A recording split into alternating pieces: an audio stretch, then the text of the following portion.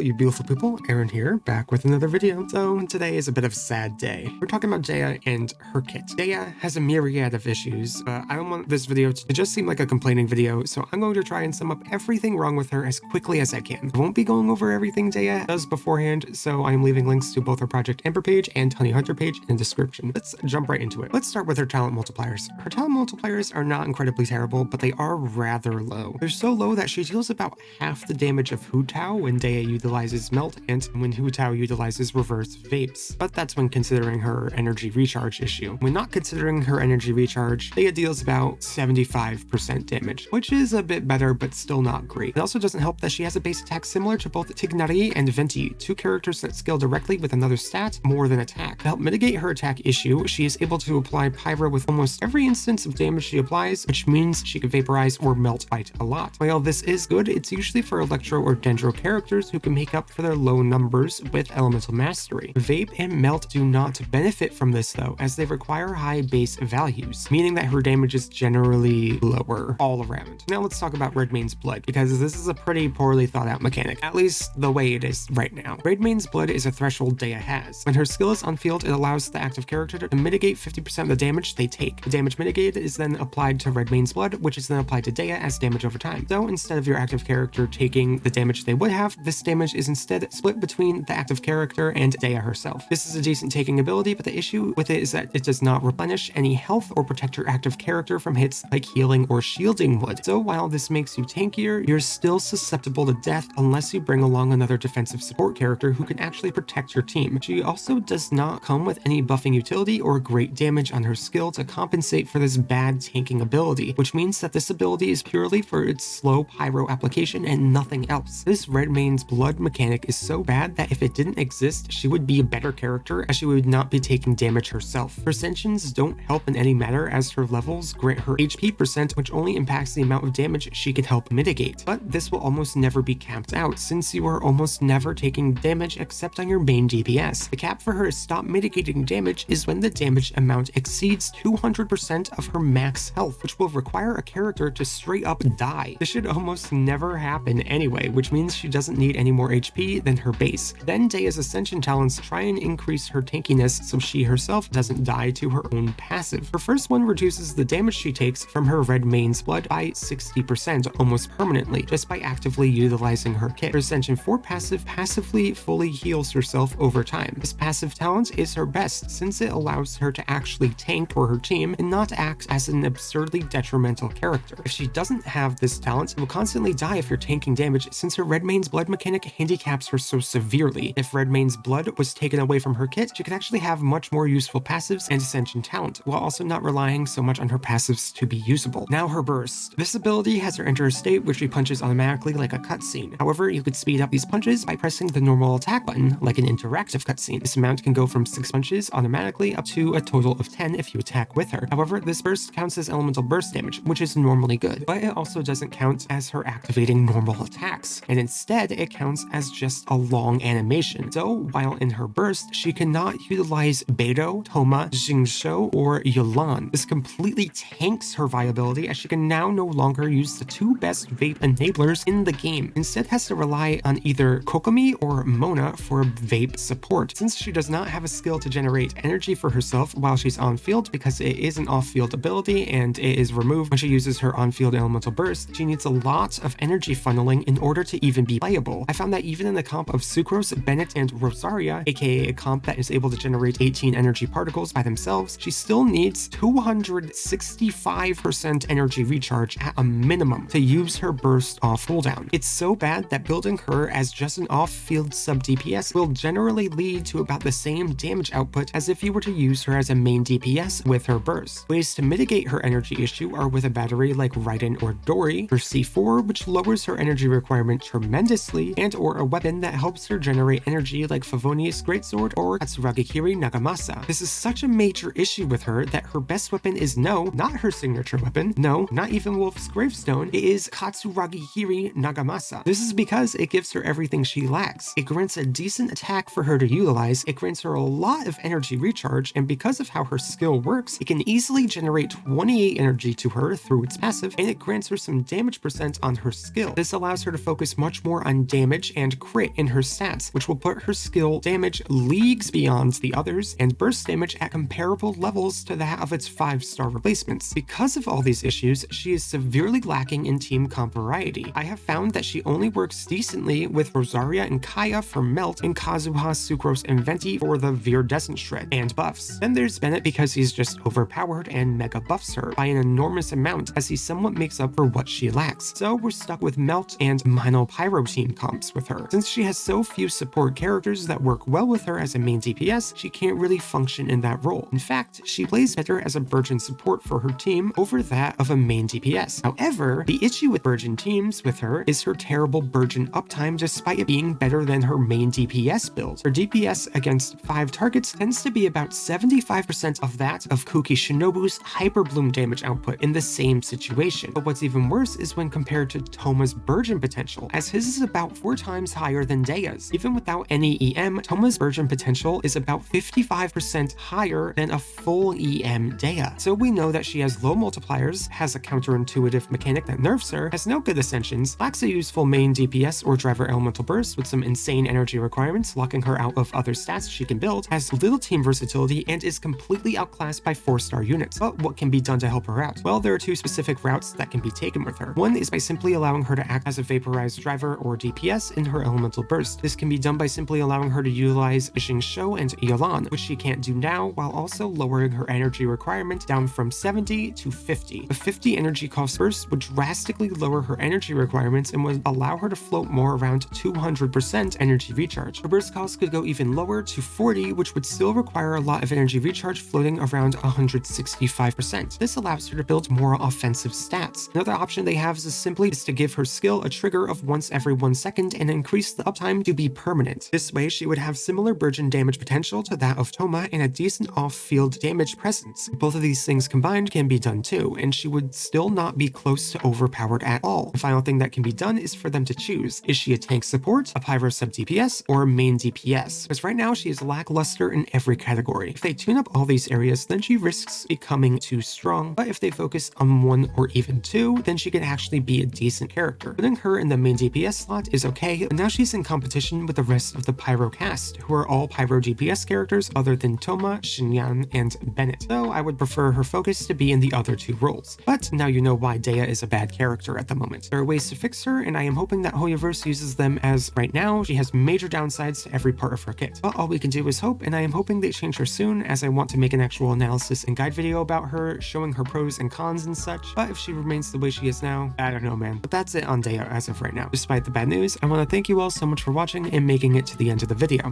One thing before I go, I want to know what you guys think that Hoyoverse should do with Dehya. What direction do you think that they should go in? Do you think she should be more of a generalist character? Do you think she should be a main DPS vape character? Do you think she should be Burgeon? Tell me your thoughts, because she can go in a lot of ways right now. She has like a good amount of potential, but right now she is barely breathing. Okay, but now with that, I'm gonna have to say goodbye. Thank you all for watching, and I hope you all have a wonderful day. Bye bye.